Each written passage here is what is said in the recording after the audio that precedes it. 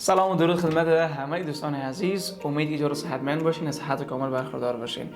خوش آمدین دوباره با من محمد الله دانشیار به اولین جلسه درس از پایین ورکشاپ. در این جلسه ما در رابطه با عام‌ترین اشتباهاتی که در ساوندهای حرف تبلی وجود دارد میپردازیم. تا آخر ویدیو ما را همراهی کنید.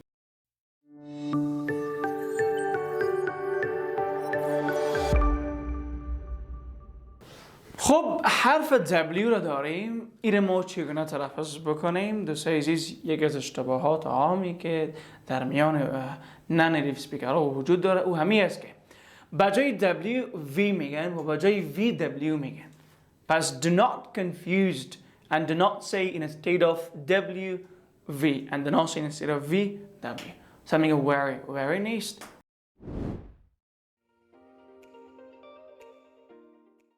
همین قسم ما در وقتی که در ساوند میگیم به خاطر اینکه که وقتی ما حرف W رو تلفظ بکنیم باید لبس خود راوند بکنیم. و همین قسم به خاطر خوبتر ده کردنش ما اول میگیم او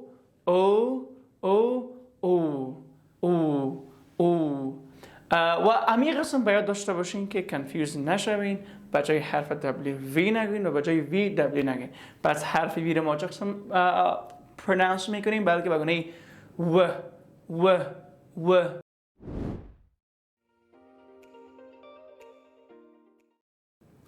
بین اگر W رو ما در یک جمله داشته باشیم ببینین what نمیگیم what نمیگیم what will we do what will we do. بلکه وقتی که پرونانس میکنیم زبان لبس خود چی میکنیم؟ راوند میکنیم. بلکه میگیم what will we do what will we do. Yes, do not forget that.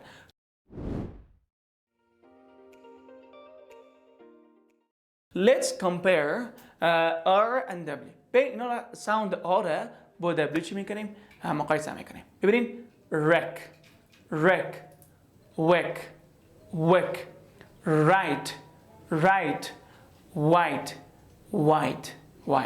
wreck wick right white. ببینید دوستان عزیز فرق میکنه و همین قسم در بعضی کلمات در کلمه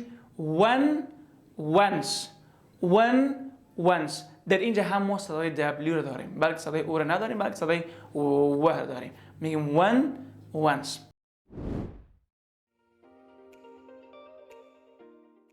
حرف W رو اگر در جملات ما استفاده بکنیم در آغاز جمله، البته در کلمات اگر داشته باشیم در آغاز کلمه چه قسم میگیم؟ which why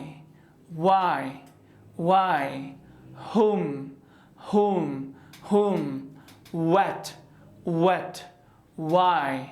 why wish wings.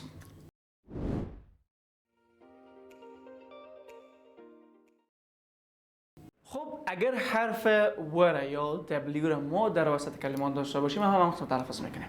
ببین دوستان عزیز always نمیگیم always، یعنی باید لبهای خود را راوند کنیم.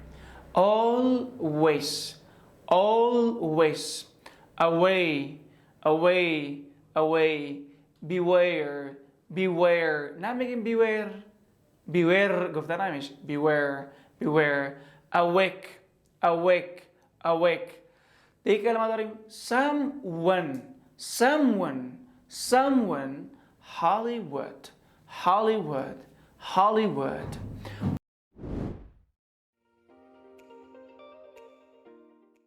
و اگر آره ما در جملات داشته باشیم پس میگیم The wine from the west was very wet. The wine from the west was very wet. Again, repeat after me. The wine from the west was very wet. So next example we're going to have we woke up and washed the white clothes. We woke up and washed the white clothes.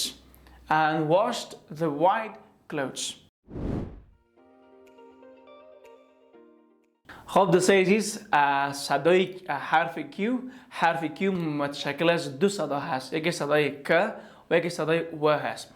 پس فلحاظا متوجه باشین وقتی که ما ارتکلیشن میتیم دو سه چیز ما حرف دبلی داریم، گفتیم ما باید لپس های خود راوند باید بکنیم و امی قسم اگر در مثال متوجه بکنید مثلا در کلمه question اول صدایی که در ایجاد میشه صدای ک و دومین صدایی که در اونجا ایجاد میشه صدای و هست. question امی قسم repeat after me از پیش ما تکرار بکنین question و امی قسم quelled و امی قسم quality و امی قسم qualify queen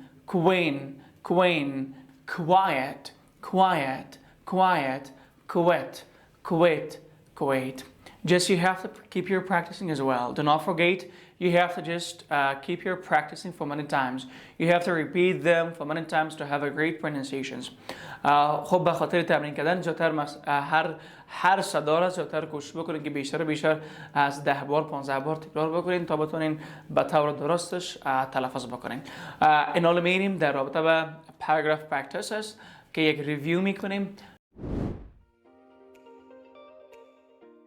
پس ببین دوستان حرف آره Russia, do not say Russia, it's not Russia, it's Russia, Ray, dreamed, roller coaster, Arizona, friend, Norway, railroad, perfect, average. این هم بود جلسه درس اول از پرینسیشن ورکشاپ ما. امید که از چیزی فرا گرفته باشین. به خاطر پرینسیشن داشتن خوب نیاز است که زیادتر شما پرکتیس بکنین. پس فلحاظا جلسه اول ما زیادتر هر کلمه‌اش یا هر رولزی که ما به شما گفتیم کوشش بکنین که بیشتر از 5 بار 10 بار پیش خود تکرار بکنین تا بتونین یک پرینسیشن خوب داشته باشید.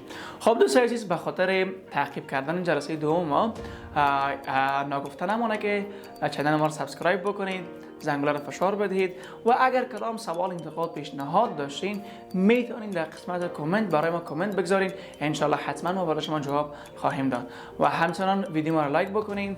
تشکر از توجهتان.